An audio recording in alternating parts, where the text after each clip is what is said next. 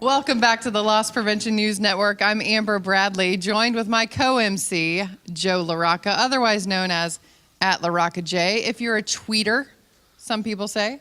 Or you can follow me on LinkedIn. Or follow him on LinkedIn. You can always follow Amber @MyCalibration. That's and right. send us your questions on Twitter if you have any burning hashtag questions. Send them We've our had way. our hashtag screen still blowing up with questions throughout the industry today. We haven't gotten to many today. It's been a packed day in the industry's only digital fast break conference. That's right.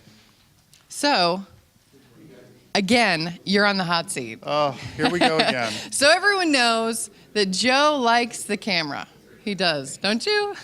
So you may have seen Joe on many of his appearances. I'm serious, though. That's been helping drive a lot of very important industry conversations forward with ORC and a lot of other things that you've worked on seriously in your career.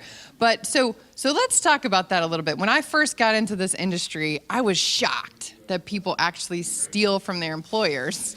Some people say I'm the most naive person on the planet. That's okay. That's pretty naive that you didn't know that. But go ahead, carry on. I didn't understand. I was like, interview. Welcome to the real world. Yeah, so I went through a little WZ. I got my basic certification, and I was like, you know what? As an investigator by trade, I now get it.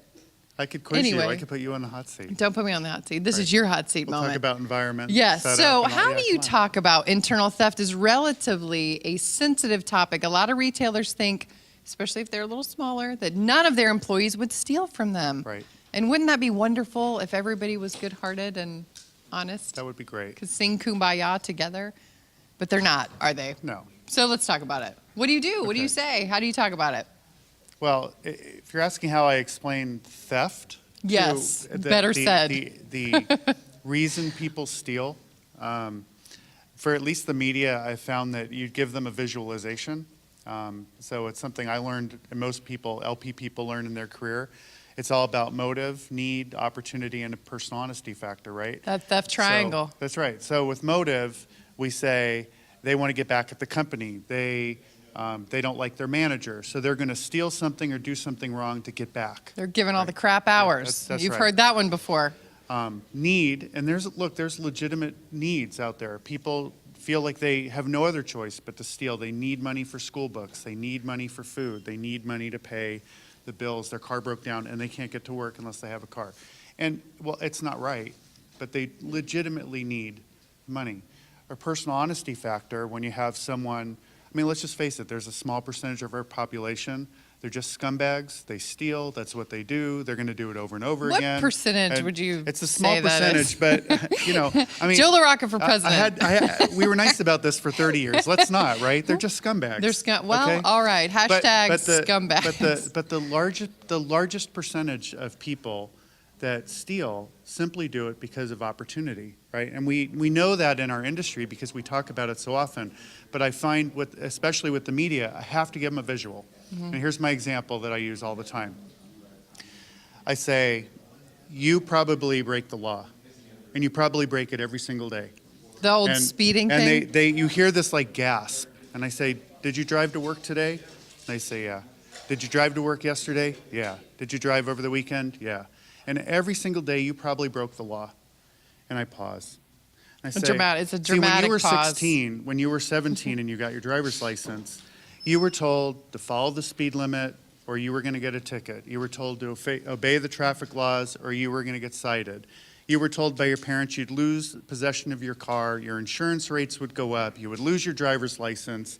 And so when you got onto the road for the first day after you got your license, you did the speed limit. And you quickly realized you were the dumb schmuck that was getting passed up by everybody because everybody was speeding and everybody ran the stop sign. And that's the way it works. The real world is that people given the opportunity are going to break the law. And you hear this, I get it. But you know, here's opportunity. As soon as a CHP or a highway patrol get behind you, what do? You slam on your brakes. And that is the difference between a retailer doing a good job in preventing theft and a retailer that lets it go unchecked. It's the difference between somebody feeling comfortable to commit a crime or having the opportunity taken away from them.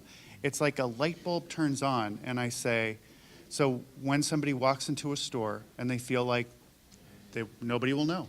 It's like speeding on the road. Nobody will see you. You will not get caught. People have a comfort level, they steal from the store, and unfortunately, look, retailers are in the business of selling merchandise. We're not the police, we don't have billions of security people running around, we don't have cameras watching our every move. So yeah, people are gonna get away from it.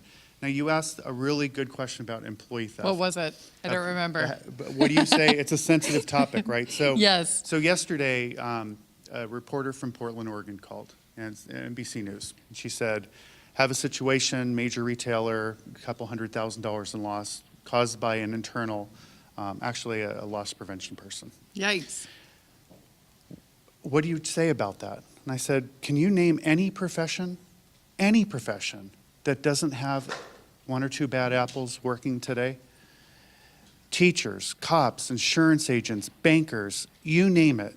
Why are retailers immune? We employ 1/4 of the US population. So of course we have a percentage that are going to commit crime.